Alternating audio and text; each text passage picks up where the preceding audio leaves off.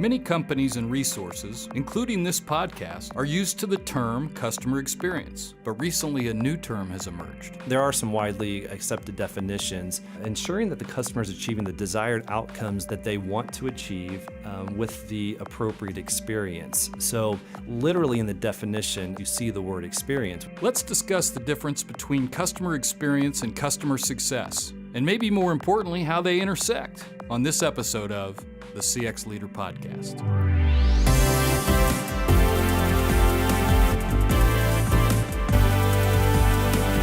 The CX Leader Podcast with Steve Walker is produced by Walker, a business consulting firm that helps our clients unlock the potential of their customer experiences by placing the customer at the heart of all their business decisions. You can find out more at walkerinfo.com. Hello, I'm Steve Walker, Chairman and CEO of Walker Information, and also the host of the CX Leader Podcast, and thank you for listening. On the CX Leader Podcast, we explore topics and themes to help leaders like you leverage all the benefits of your customer experience and help your customers and prospects want to do more business with you. A couple of weeks ago, we introduced a new series called Intersections with CX, and we want to continue exploring how different business practices intersect with, augment, and enhance your company's customer experience efforts. You might have heard a newer term lately, customer success. Here at Walker, we're a customer experience company, and we wanted to know what the difference is between the two.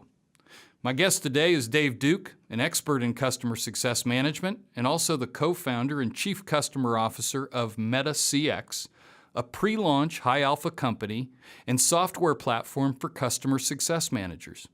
And he's going to help us define what one means by customer success. Dave, thanks for being here on the CX Leader Podcast. Thanks, Steve. It's a pleasure to be here. I'm really excited to have the conversation. I know we have a lot of mutual friends, but just get to meet you today. But I know you actually are a fan of the CX Leader Podcast, so appreciate you being one of our early listeners. Absolutely. Yeah, there's so much to learn in the space, and the podcast has been a great way to get more familiar. Well, in our business, we've worked with a lot of software companies, so the term customer success manager was very familiar to me. And it sounds like that's kind of the space that you guys are hoping to take advantage of with MetaCX. Yeah, it's a great time to be talking about customer success, and really excited to dive into the intersection with customer experience. But over the past, we'll call it 10 to 15 years, it's a discipline, a function, and role that has emerged with the subscription economy, and this new dynamic that we have in the market where customers and organizations are buying software specifically to start on a subscription basis. And with that, it creates new dynamics, and actually the power shifts more to the customer, and you throw on some of the competitive landscape, and all of a sudden we need to really get closer to the customer, understand their needs better, and ensure that they're achieving the value that they seek to get out of the relationship. So it's a fascinating space, and one that's become a lot more popular and a lot more necessary as of late. So back us up a little bit. Take us through your personal story and what it was that brought you to want to co-found this company. Yeah, it dates back now about 12, 13 years. I graduated from IU in 2002, actually. And, boiler up. We can talk about that later. Except if you watched the game last night, I don't have much to talk about. That's inside Indiana basketball hammer for you listeners.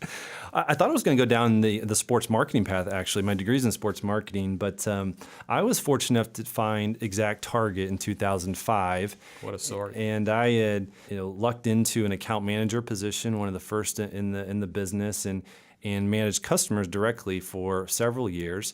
Was able to help build some teams, and in that journey, I was able to also start to learn more about the customer experience side of the house. I took some interest, literally started reading some books on the topic, and as we got larger, was able to help form the first customer experience team within Exacttarget. That was I got about a year's worth of experience. Then we were acquired by Salesforce, and then I got back into managing customers. But that was my first introduction to customer experience, and I often would reflect on experience of managing customers, and you talk about an intersection, it really comes to life for me in that Exacttarget and Salesforce experience. But I then got an itch to see what the startup world was all about, and I was fortunate enough to find Sigster, which is a local MarTech company here in Indianapolis, and help stand up their customer success organization for a couple years. And I got another itch to throw an idea at High Alpha. And long story short, got the green light to start the business with two other co-founders in January of this year. And we're close to launching the business here soon after we record.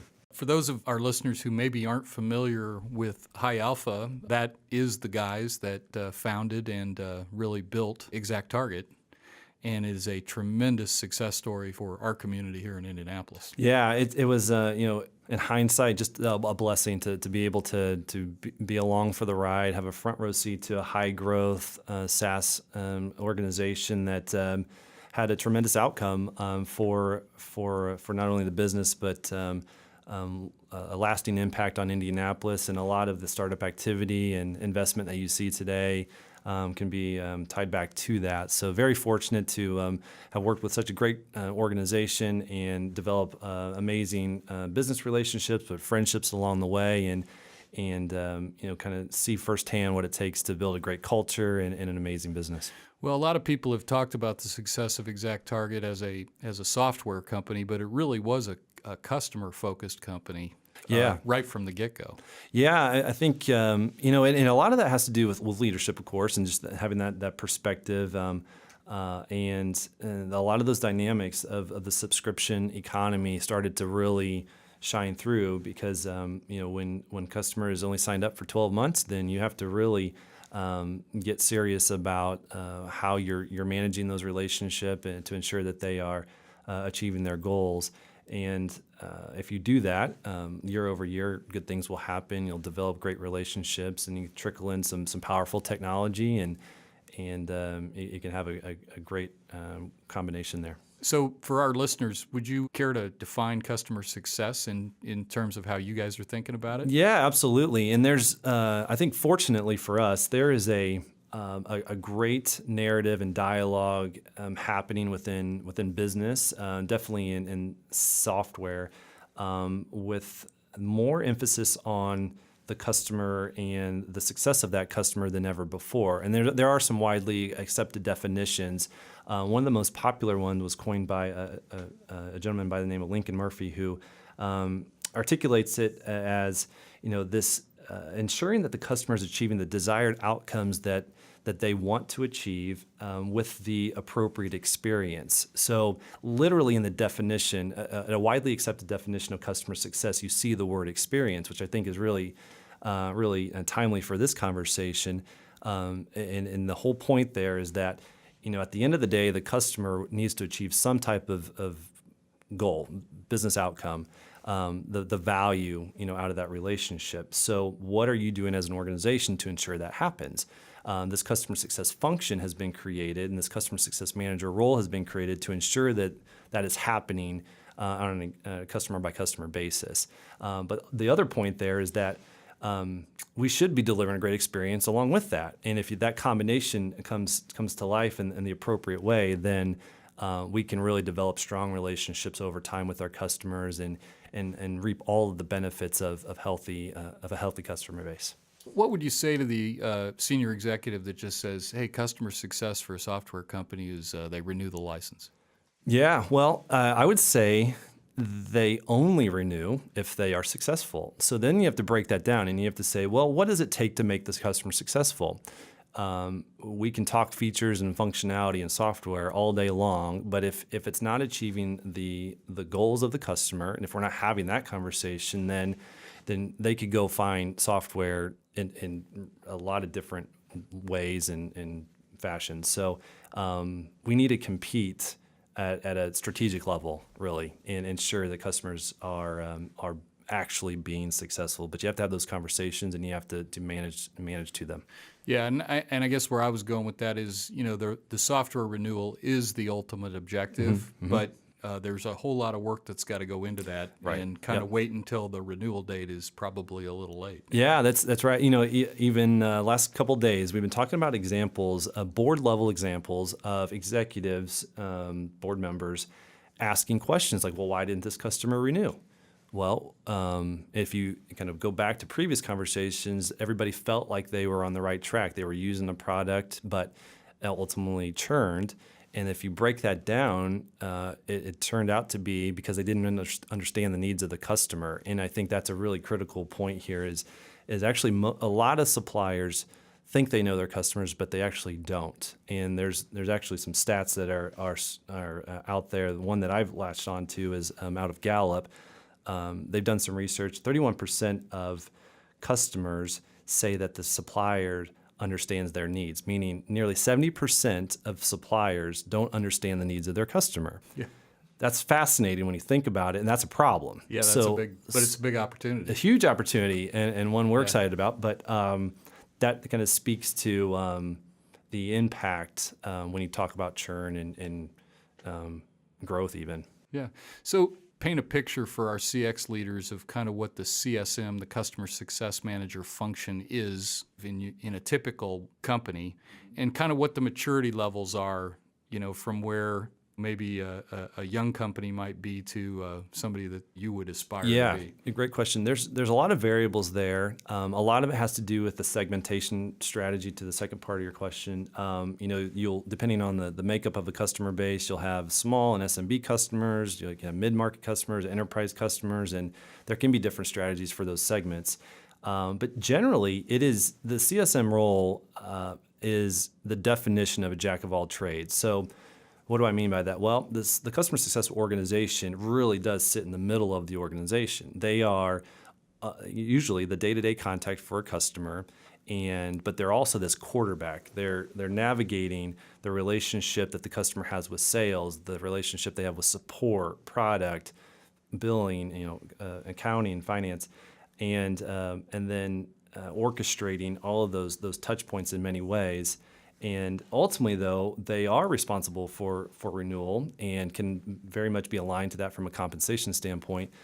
So they need to ensure that the customer is successful. So you'll see this mix of reactive versus proactive, and it's a struggle oftentimes to find the right balance because it's very easy to get into a reactive exercise with customers and just manage the inbox, and firefighting is a common word.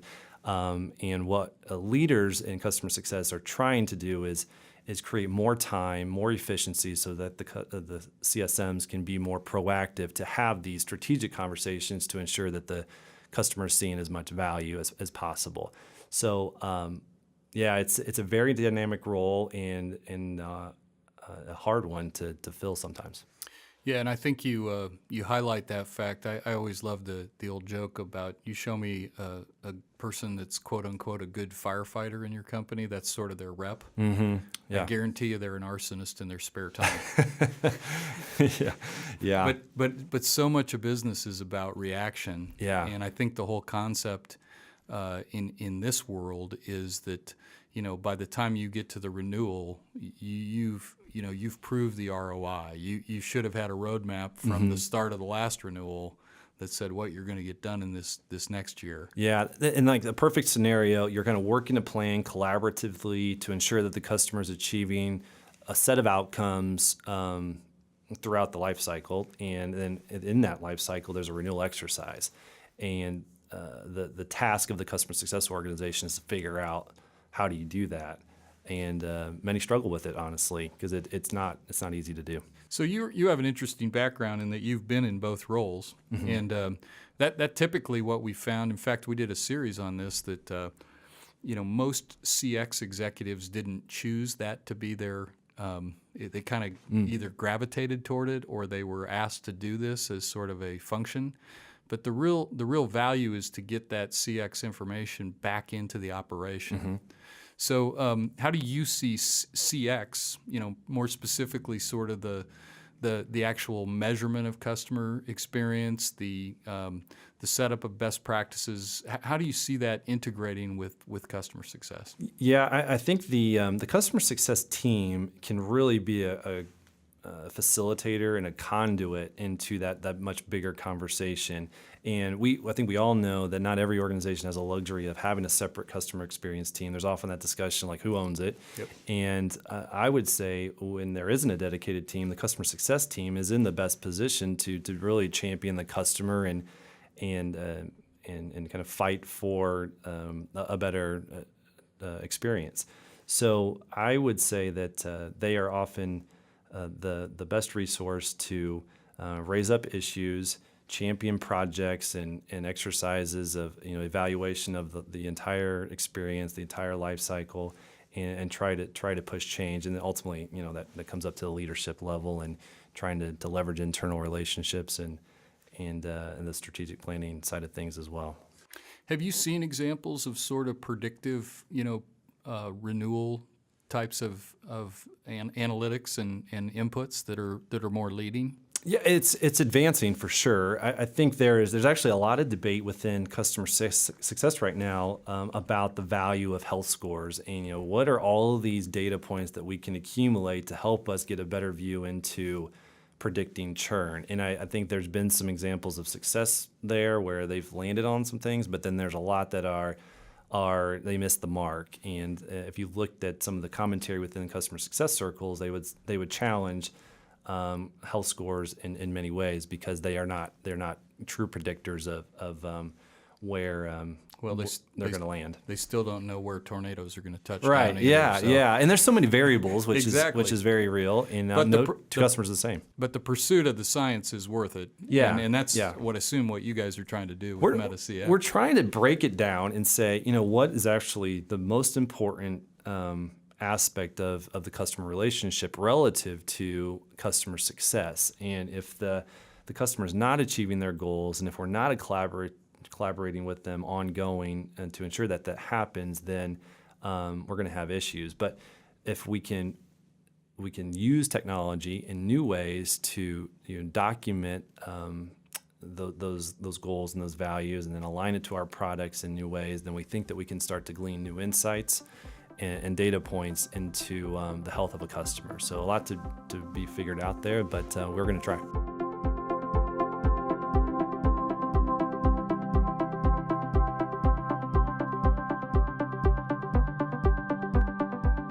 My guest on the podcast today is Dave Duke, an expert in customer success management, and he's also the co-founder and chief customer officer of MetaCX. We're having a fascinating conversation on the intersection between customer success and customer experience. And if you are a customer experience professional, I really encourage you to check out MetaCX and some of the tools that we're talking about. So, talking about tools, tell us a little bit more about MetaCX and what you're hoping to transform in organizations going forward. Absolutely. So we are a startup in the true sense of the word. So very, very early days for us. So we will, but well resourced and with people that are pretty smart. We're very fortunate to have what we think is a good shot at making some waves in the software industry and beyond, quite frankly. And excited for this topic today because we think that there are better ways to deliver a great experience to the customer when we think about all of the touch points, but can ground it in customer success principles and focusing on what matters most to the customer. So we're back to my point earlier, trying to think about what does collaboration need to look like with our customers relative to all of the familiar use cases of managing the day-to-day and tasks and quarterly business reviews and the adoption of our product, renewal management, those types of things, and then what ultimately matters most to the customer. How do we bring that all together and create better odds for ensuring that our customers are successful? We think that there's room for innovation there, and we're excited to kind of think in a non-incremental way about what customer management can look like in the future. So we're going to chip away at that every day and challenge the market and customer success professionals and even customer experience professionals ultimately to re-examine the ways in which we're supporting our customers. One of the things we really like to do on every podcast is what I call take-home value. Mm-hmm. And so I just ask you to, if I'm a CX leader out there and I'm listening to the podcast and I'm trying to sort all this out among all my priorities, what's just one tip you would have based on your experience and what you're trying to do for somebody that does have the ability to impact the way their company thinks about the customer? What's your one tip? Yeah, I think my one tip is to focus on what actually matters most to the customer, and that is this achievement of their business outcomes. Yeah. And then we should walk back into the best way to create the path to the achievement of those outcomes. And I think that presents a lot of opportunities for all functions, but a lot of opportunities for customer experience professionals as well. Because if we can do that orchestration while delivering a great experience, we can satisfy our customers in really great ways. Yeah, that's a great tip. And one other way I've heard that articulated, if you can see if you like this version of it as well, but it's like you get paid for solving their problems. That's right. Yeah, absolutely. You're not just selling them software. You're providing something that enhances their ability to go take care of their customers. That's right. And I like the word progress a lot. Yeah. I've used that recently. Everybody wants to be progressing, changing in some positive way, and we need to make sure that that's happening. Yep. And if it's not, we're going to have issues. But if it does, then we're going to have a happy customer base. Well, that's one of the things I love about this business is I don't think it's that hard to get on board with making better experiences for your customers as a way to have a successful business.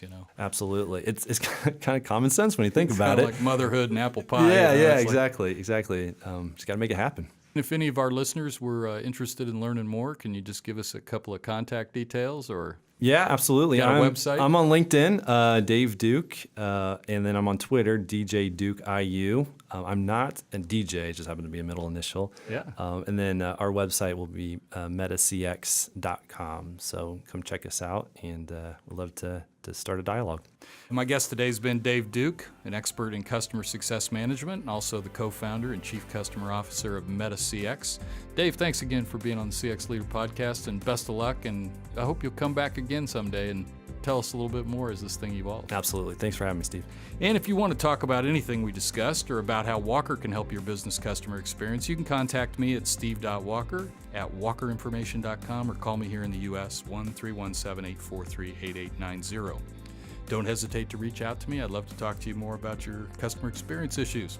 Don't forget to subscribe to the CX Leader podcast. You can go to walkerinfo.com/podcasts, and you'll find links to iTunes, Spotify, iHeartRadio, Google Play, and on our YouTube channel. Simply go to walkerinfo.tv to listen.